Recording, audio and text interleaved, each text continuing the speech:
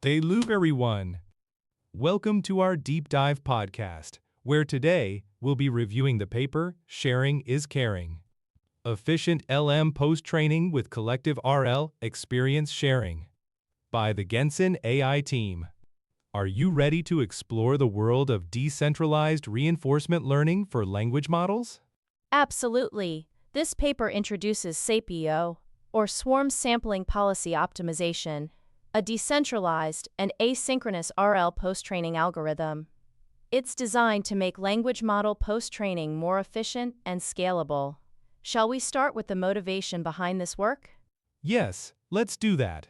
The authors point out that post-training language models with reinforcement learning can enhance their reasoning abilities without the need for supervised fine-tuning. However, scaling RL for LMs is challenging due to the need for parallelization, which brings technical and financial hurdles. Did you find their critique of current distributed RL methods convincing? I did.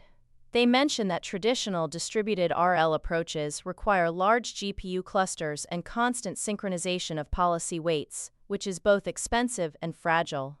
This creates bottlenecks in communication and infrastructure. SAPO aims to address these issues by decentralizing the process. Can you explain how SAPO works at a high level? Sure. In SAPO, each node in a decentralized network manages its own policy model and shares rollouts, essentially its experiences, with other nodes. There's no need for synchronization or assumptions about hardware or latency. This means nodes can operate independently or collectively, and the system naturally behaves like a multi-agent setup. What do you think is the main advantage of this approach? The main advantage is flexibility and scalability. By sharing experiences, nodes can benefit from each other's aha moments, which accelerates learning and improves generalization. The system is robust to heterogeneity in hardware and models, and it avoids the bottlenecks of centralized systems. Did the paper provide empirical evidence for these claims? Yes, it did. The authors conducted controlled experiments using a swarm of 8 Quen 2.5 models, each with 0.5b parameters, and used the reasoning GYM dataset for evaluation.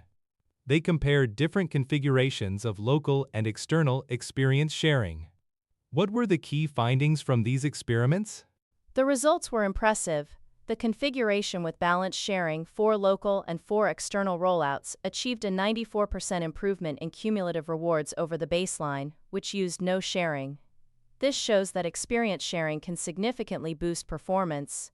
However, relying too much on external rollouts can destabilize learning. Did you notice how they analyzed this effect? Yes, they observed that when agents relied heavily on external rollouts, the quality of the shared pool diminished, leading to oscillations and forgetting. This suggests that there's an optimal balance between local and shared experiences. The moving average of rewards also showed that balanced sharing consistently outperformed other configurations. How did they extend their experiments beyond controlled settings? They ran a large-scale open-source demo with thousands of Gensen community members contributing training runs on diverse hardware and models. Each node participated in a peer-to-peer network, sharing and evaluating rollouts. The results showed that swarm-based training led to measurable gains, especially for mid-capacity models. What do you think about the implications for real-world applications? The implications are significant. SAPO enables collaborative post-training of language models on heterogeneous, decentralized hardware, making it possible to leverage idle compute resources globally. This could democratize AI development and make advanced language models more accessible. Did the authors discuss any limitations or future directions? They did. One limitation is that excessive reliance on external rollouts can destabilize learning. They suggest hybrid approaches, such as integrating SAPO with reward-guided sharing or RLHF, to improve stability. They also propose exploring greater heterogeneity, including different base models and even human participants in the swarm. What are your thoughts on the potential for multimodal applications? The authors mention that SAPO is agnostic to data modality, so it could be applied to image, audio, or multimodal data. This opens up intriguing possibilities for collaborative learning across different domains. For example, in image generation, nodes could define local reward mechanisms based on aesthetics, leading to emergent styles. Do you think this could change how we approach AI training? Absolutely. By enabling self-organizing feedback loops between heterogeneous models, SAPO could lead to new learning paradigms that are more robust, scalable, and creative. It also encourages open science and community participation. Shall we delve deeper into the methodology of SAPO? Let's do that. The SAPO algorithm operates in rounds. Each node samples a batch of questions, generates rollouts, and shares a subset with the swarm.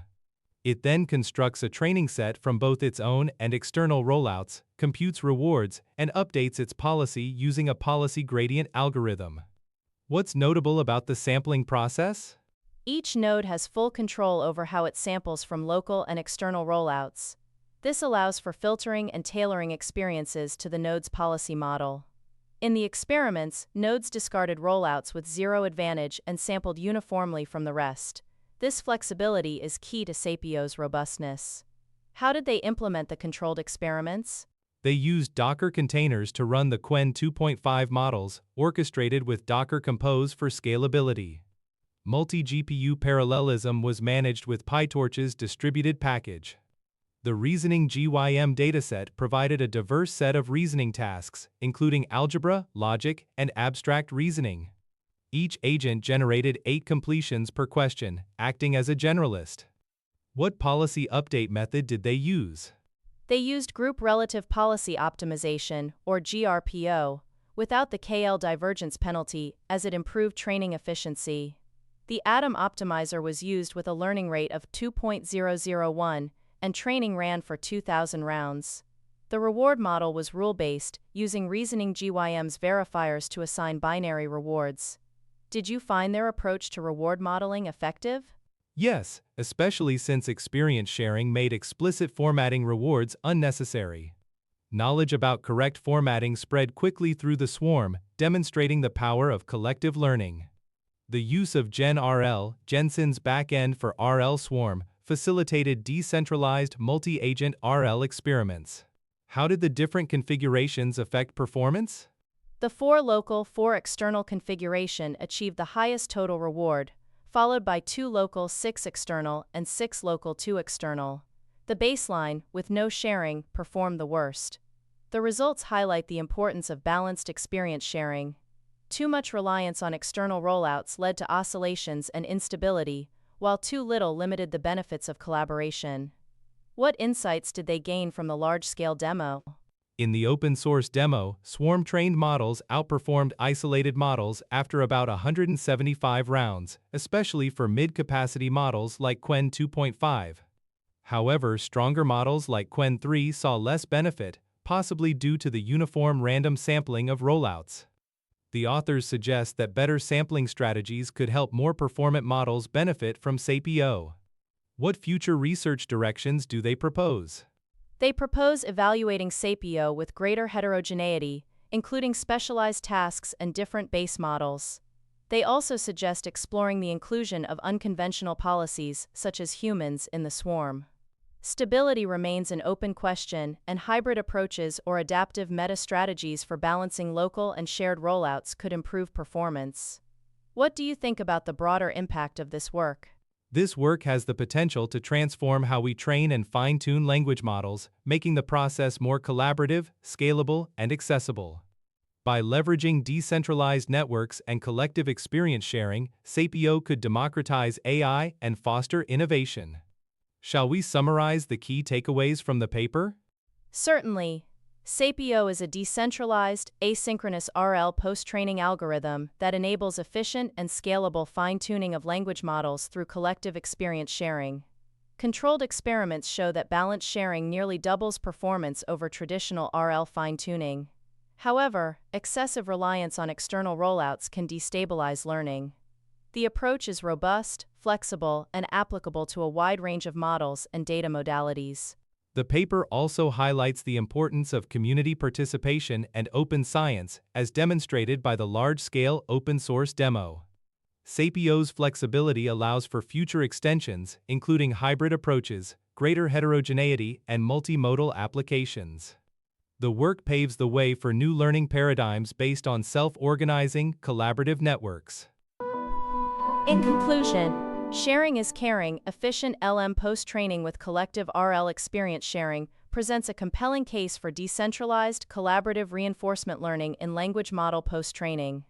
SAPO offers a scalable and practical path to augmenting the reasoning capabilities of models through experience sharing, with promising implications for the future of AI. That wraps up our review of this fascinating paper. Thank you for joining us on this deep dive into decentralized RL for language models. We hope you found the discussion insightful and inspiring. Thank you, everyone. Stay tuned for our next episode, where we'll continue exploring the latest advances in AI research. Until then, keep learning and sharing, because, as this paper shows, sharing truly is caring. Goodbye, and see you next time. Goodbye. To summarize, this paper introduced SAPO, a decentralized RL post-training algorithm that leverages collective experience sharing to efficiently and scalably improve language models, demonstrating significant performance gains and opening new directions for collaborative AI development.